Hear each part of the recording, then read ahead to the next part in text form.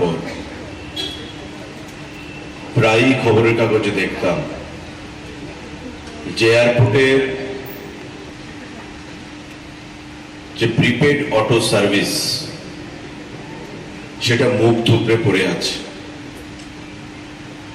এবং বাইরে থেকে যারা ত্রিপুরা রাজ্যে আসেন, রাজ্যের মানুষ বলুন, টুরিস্ট বলুন, বিভিন্ন অফিসার বলুন, প্রতিটা ক্ষেত্রে ফ্লাইট যখন ল্যান্ড করে এয়ারপোর্টের ভেতরে যখন আসেন একটা ইমপ্রেশন হয়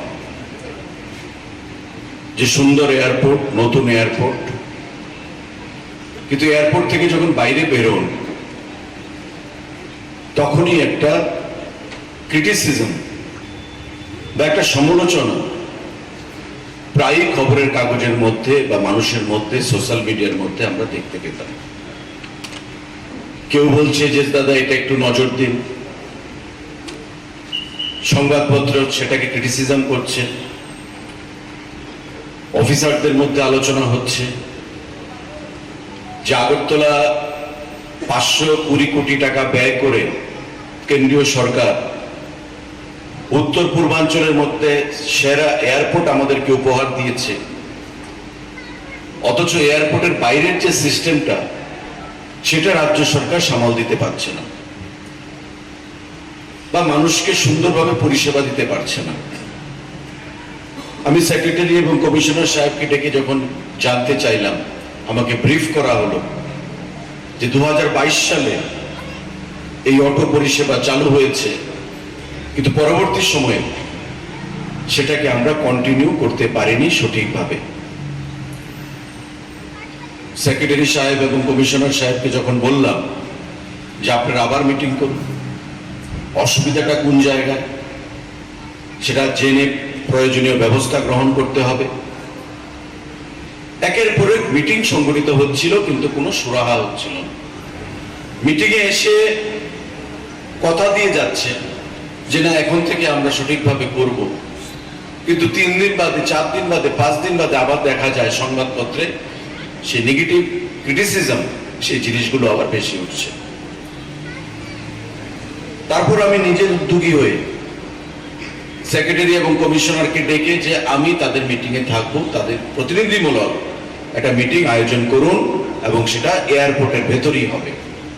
আমরা মিটিংয়ে বসলাম, আলোচনা হলো, সম্মতি প্রকাশ করলেন অটো ভাইয়েরা যে আমরা এখন থেকে সুন্দরভাবে সিস্টেম মেনে করব। তাদের কিছু দাবি দেওয়াও সেখানে ছিল বা আছে। আমরা খুশি হলাম এবং পরবর্তী সময়ে আবার একটা সুন্দরভাবে আমরা শুরু করার জন্য আগ্রহ প্রকাশ করলাম। কিন্তু তারপরেও আমাদের আশানুরূপ হচ্ছিল বা যে সমালোচনাটা আমরা বন্ধ করতে চাইছিলাম সেই জিনিসটা বন্ধ হচ্ছিল। আবার সংবাদপত্রে 2 দিন 3 দিন বাদে বাদে সেখানে সে ক্রিটিসিজম বা সমালোচনা হচ্ছিল। তো স্বাভাবিকভাবেই এটা দপ্তরের মন্ত্রী হিসাবে বা দপ্তরের যিনি সেক্রেটারি রয়েছেন, কমিশনার রয়েছেন, তাদের পক্ষে এটা শুভকর না। এবং রাজ্যের একজন বড় আমলা আমাকে যখন একদিন বললেন যে सर आप इसको थोड़ा देखिए, क्योंकि मैं एक दिन अपने एक रिलेटिव को छोड़ने के लिए गया था एयरपोर्ट में, मैं देखा रास्ते में बहुत सारे लोग बैग लेके आके खड़े हैं। मैंने जब पूछा इन लोगों से, अपना परिचय ना देते हुए इन लोगों ने मुझे काफी ऑटो ड्राइवर के खिलाफ काफी जाके बातें बोली। आप थोड़ा देखिए, आप इनिशिएटिव लीजिए, क्योंकि सरकार नाम का कोई चीज हमारे स्टेट में है, ऐसे नहीं चलेगा। আমি এটাকে ব্যক্তিগতভাবে নিলাম। জিনিসটা বেড়েই চলছিল দিনের পর দিন। এত সুন্দরভাবে কথা হলো, আলোচনা হলো, মিটিং হলো, কিন্তু তারপরেও তাদের তরফ থেকে কোনো সুরাহার কোনো মানসিকতা নেই, সেটা করতে দেওয়া যাবে না। এবং আজকে যারা আপনারা এখানে উপস্থিত আছেন, আপনাদের প্রতিনিধিদেরকে নিয়ে আমরা যখন দ্বিতীয়বার মিটিংয়ে বসলাম একই জায়গায়, সেই মিটিংয়ে একটা সুরাহা বা ফলাফল সেখান থেকে বেরিয়ে এলো। আপনারাও রাজি হলেন যে না, এখন আমরা সরকারের কথা মেনে, সরকারের গাইডলাইন মেনে আমরা কাজ করব। আপনাদেরও দাবি দেওয়া ছিল এবং আমাদের থেকে অনেকগুলো প্রস্তাব আমরা দিয়েছি। আমাদের প্রথম প্রস্তাব যেটা ছিল বা আপনাদের থেকে যা ছিল, যে এয়ারপোর্টের আমাদের প্রিপেড যে কাউন্টার, সেখান থেকে মাইকিং সহযোগে আমাদের অটো চালক যারা আছেন বা অটো যারা আছেন তাদের মধ্যে স্টিকার লাগানো হবে এবং মাইকিং সহযোগে অ্যানাউন্সমেন্ট করা হবে আমাদের ভলান্টিয়ার নিয়োগ করে। আমরা ভলান্টিয়ার নিয়োগ করলাম 6 জনকে। তাদেরকে আমরা বেতন দেব। আমরা এই 6 জন ভলান্টিয়ার, প্যাসেঞ্জার আসবে, তাদের সঙ্গে ভদ্রভাবে কথা বলবে, তাদেরকে অটো পর্যন্ত নিয়ে যাবে। আপনাদের দায়িত্ব হচ্ছে অটো চালিয়ে আপনাদের তার গন্তব্যস্থলে ওই প্যাসেঞ্জারকে পৌঁছে দেওয়া। টানা হেঁচড়া করা নয়, ধাক্কা দিয়ে গাড়িতে বসিয়ে দিলাম সেটা নয়, মারপিট করা নয়, এটা শোভা পায় না। কারণ আমাদের এটা আগামী কিছুদিনের মধ্যে আন্তর্জাতিক এয়ারপোর্ট হিসাবে সেখানে পরিণত হবে। আমার এখনো মনে আছে যে পরিবহন দপ্তরের দায়িত্ব গ্রহণ করার পর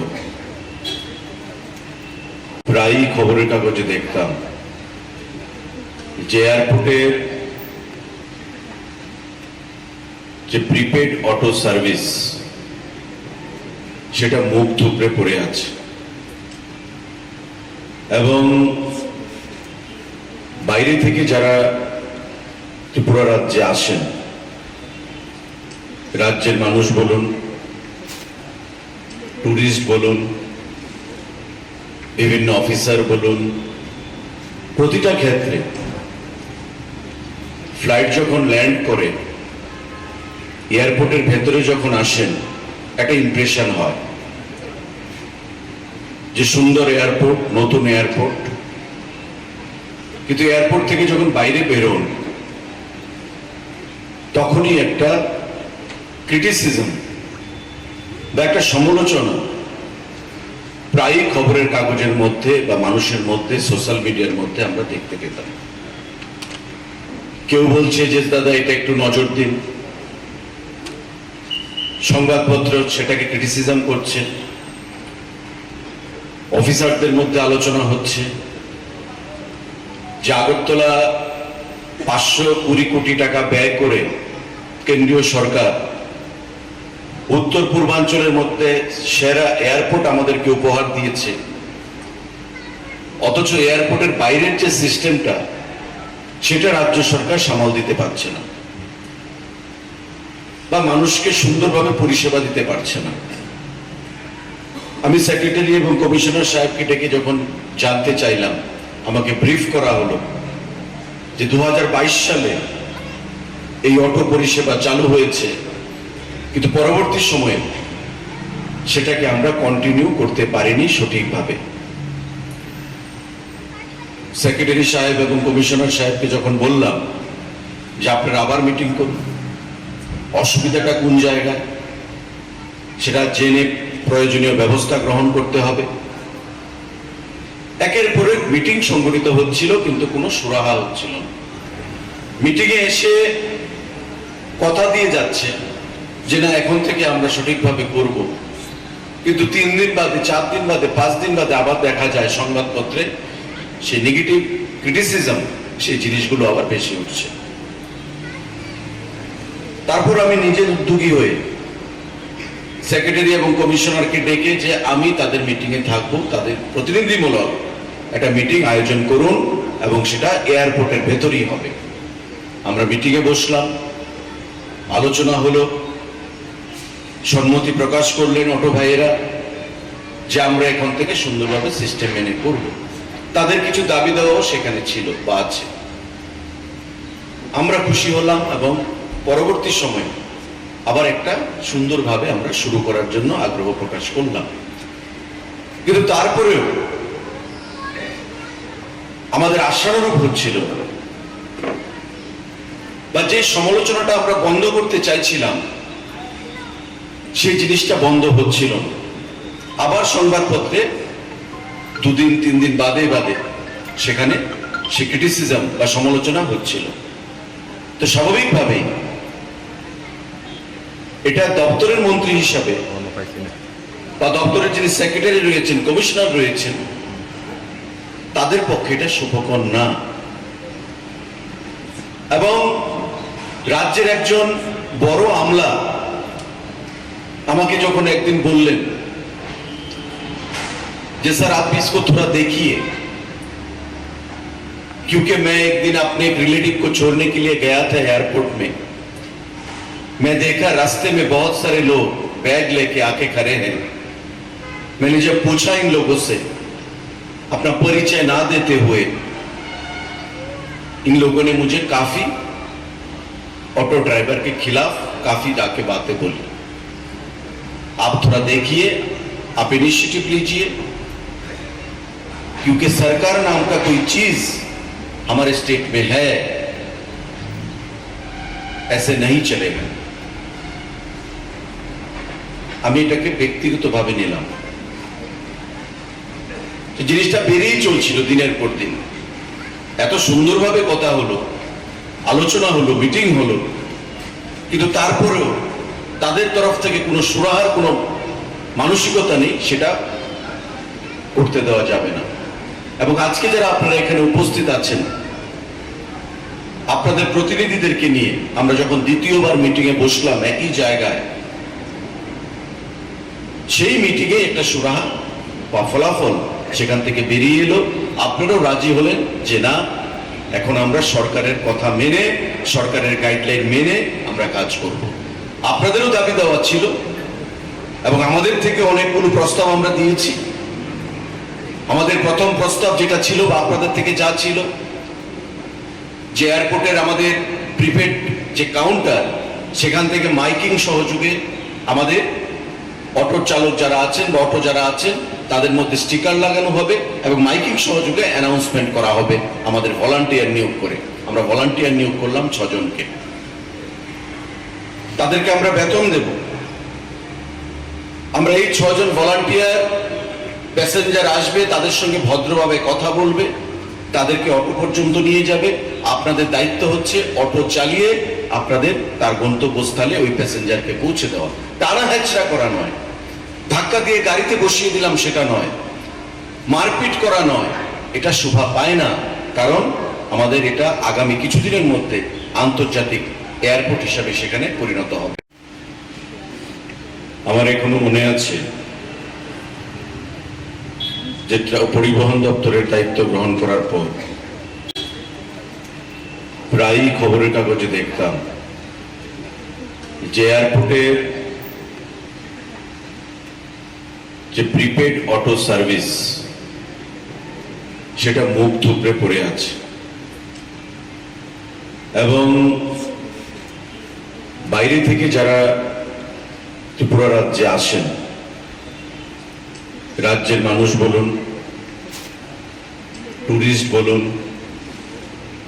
বিভিন্ন অফিসার বলুন, প্রতিটা ক্ষেত্রে ফ্লাইট যখন ল্যান্ড করে এয়ারপোর্টের ভেতরে যখন আসেন একটা ইমপ্রেশন হয়